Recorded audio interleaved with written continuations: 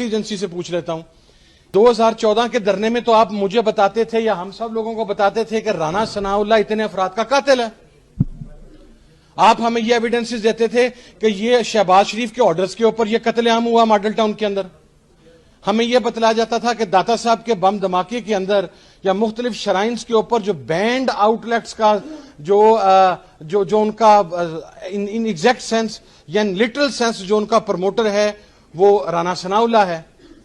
تو آج کیا صورتحال بنی کہ جن لوگوں کو آپ ہمیں یہ بھی بتاتے تھے کہ بلوچستان کے کون سے لوگ کوئٹہ میں ہونے والے بم دھماکے کے اندر افغانستان کی انٹیلیجنس ایجنسی کے ساتھ ملے ہوئے ہیں.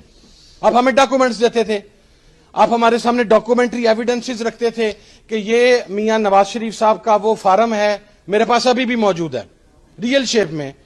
اور کمال دیکھیے کہ میرے والد جب مسلم لیگ کے ساتھ تھے اور ہم مشرف صاحب کے خلاف تھے, تو جب وہ سعودی عرب میں میاں صاحب کو ملنے کے لیے گئے تو حرم شریف میں بیٹھے ہوئے ابا نے یہ پوچھا کہ میاں صاحب پاکستان میں بات ہو رہی ہے کہ آپ کا کوئی ایگریمنٹ سائن ہو گیا.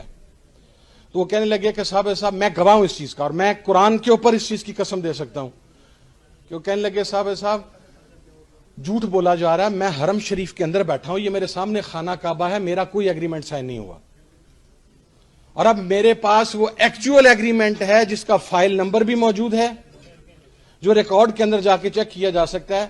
تو پھر میرا پاکستان کے ذمہ داران سے یا ہم سب کا یہ سوال نہیں بنتا کہ جن لشکروں کے خلاف, جن کالعدم جماعتوں کے خلاف, جن طالبان نواز لوگوں کے خلاف, جن ریاست دشمن عناصر کے خلاف آپ ہمیں بتاتے رہے کہ یہ پاکستان کے غدار ہیں, یہ پاکستان آ گیا تو یہ جناب مودی کا جو ایجنڈا ہے وہ پاکستان کے اندر لے کے آئیں گے, تو آج جب وہ یہاں پر آ گئے ہیں تو آپ انہیں سیلوٹ پھر کس منہ سے کر رہے ہیں؟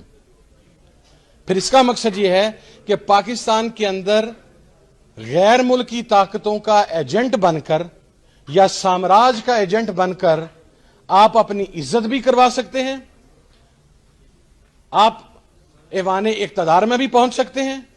اور اگر آپ پاکستان کی بات کریں گے, اگر آپ یہاں پر قتل, اور سب سے پہلے تو اسلام کے اندر کنٹیمپٹ آف کورٹ کا کوئی کانسیپٹ موجود نہیں ہے.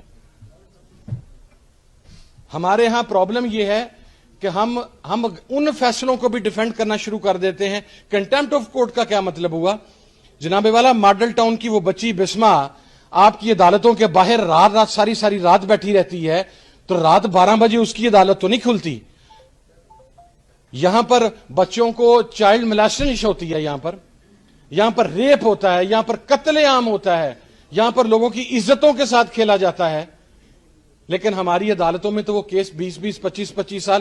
یہاں پر تو ایک قاتل ایم این اے وہ دبئی سے پاکستان آتا ہے, وہ ووٹ ڈال کے جاتا ہے.